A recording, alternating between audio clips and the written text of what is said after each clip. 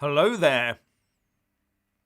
Most people in the UK believe that Brexit helped the UK vaccine development and delivery programme.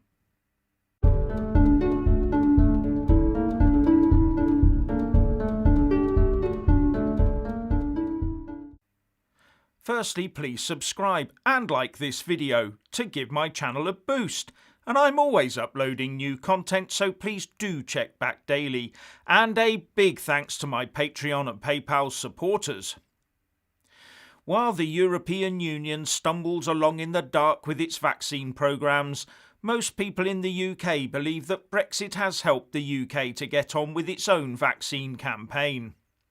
The Mail Online held its own poll on this, and according to them, 35% of respondents said that Brexit had helped the UK vaccine push, but surprisingly, 20% said it had been a hindrance.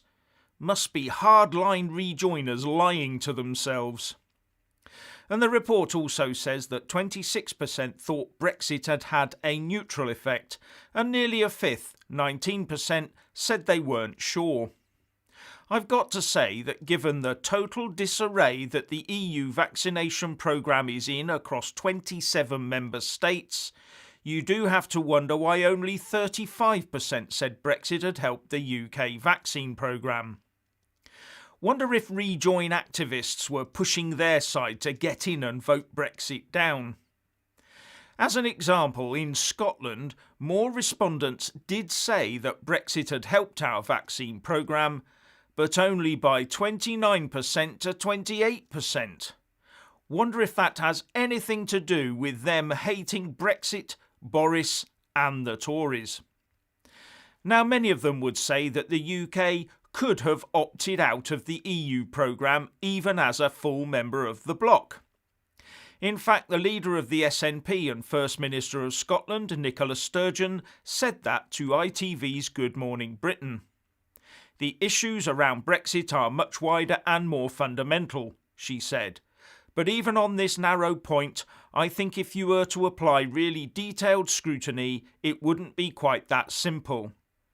The UK, even if it had still been in the EU under the rules of medicines approval, would still have been able to take decisions around vaccines as it has done. But there again, I get the impression from somewhere that Sturgeon isn't exactly a fan of Brexit for some reason. But judging by the fact that not even Germany could escape the clutches of Brussels on this one, it is hard to believe that the UK would not also have ended up legally tied into the disastrous EU programme.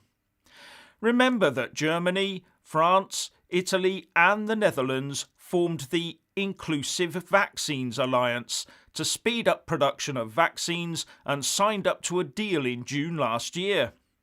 But by August, all 27 member states had signed an EU-wide agreement to let the EU Commission take over the reins. And had the UK still been inside the European Union, do you really think that we'd have withstood the political and media pressure to join in with the others? Anyway, that's a moot point now that we're forging ahead independently. But all is not sweetness and light within the European Union.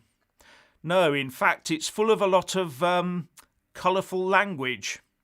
According to the German news outlet Bild, the German Vice-Chancellor, Olaf Scholz, said during a cabinet meeting on Monday that Ursula von der Leyen's vaccine strategy was really and also that Berlin could not let this repeat itself.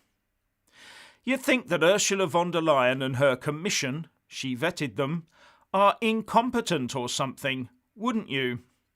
And bear in mind the EU Health Commissioner, Stella Kyriakides, was called the Feet Up Commissioner by Bild. Also, according to the Daily Mail, Angela Merkel is said to have defended von der Leyen at Monday's meeting, but finds herself under fire for letting Brussels take charge of the vaccine drive, with the bloc struggling to get hold of doses and lagging behind Britain in handing them out. only 2.34% of the EU's 447 million population has received a vaccine dose so far, with Germany barely above average on 2.36%, while the UK has managed a much more impressive 14.21%. And at 2.36%, Germany is only just above the EU average of 2.34%. So I'm not sure that defending von der Leyen was a good move by Merkel. And now we hear that the German Chancellor may well turn to Russia for help with vaccine supplies.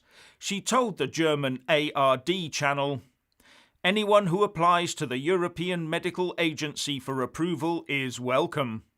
I talked with the Russian president exactly about this.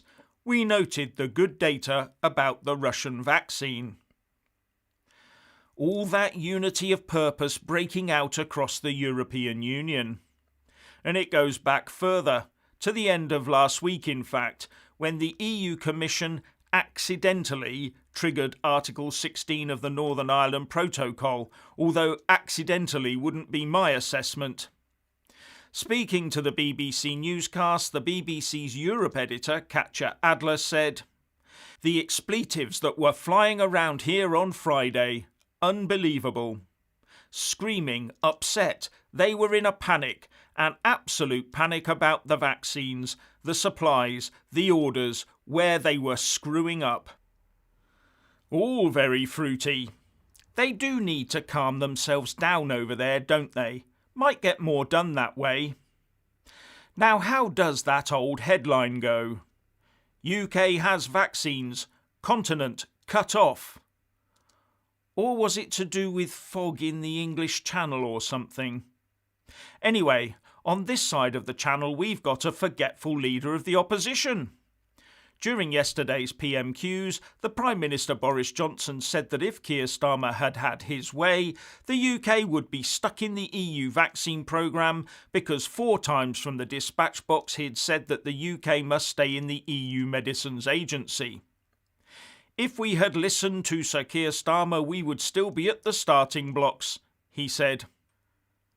And boy, did that get under the Labour leader's skin. Starmer jumped straight up and angrily denied this claim. "The Prime Minister knows I've never said that from this dispatch box or anyone else, but the truth escapes him," he snapped. Watching how easily he was needled, you'll be forgiven for thinking that maybe someone's had a word in his shell-like and told him to buck his ideas up and perform, or he'd be hauled off the fence he sat on and find himself on the compost heap. But the PM's jibes were later proved to be correct, and Starmer was forced to apologise. To be fair, his later explanation was that he thought the PM meant he'd said 4 times that the UK should not go it alone on vaccines, and one of his spokespeople said, "On a number of occasions, the Prime Minister has wrongly claimed that Labour wanted to join the EU's vaccine programme. That is inaccurate, and the claim has been found to be untrue." Anyway, tempers appear to be fraying across the European Union and the loyal opposition over the success of the UK vaccine rollout. Now, why would that be? Surely the EU would be so pleased that one of its friends and partners was doing so well. And the loyal opposition must be terribly happy that the UK and its people are benefiting from a fast vaccine programme. They all thought that right now they'd be looking down pityingly on Boris, the Tories and Brexit UK as we floundered about for a few scraps of vaccines. Didn't quite work out that way, did it? Anyway, if you want to hear more from me, please don't forget to subscribe and also press that little bell, or you won't get any notifications. And if you want to see more of me, buy a mug with my mug on it by following the link in the descriptions box below, and support me on Patreon or PayPal. So what do you think about all of this? Please share and comment, and thank you for watching.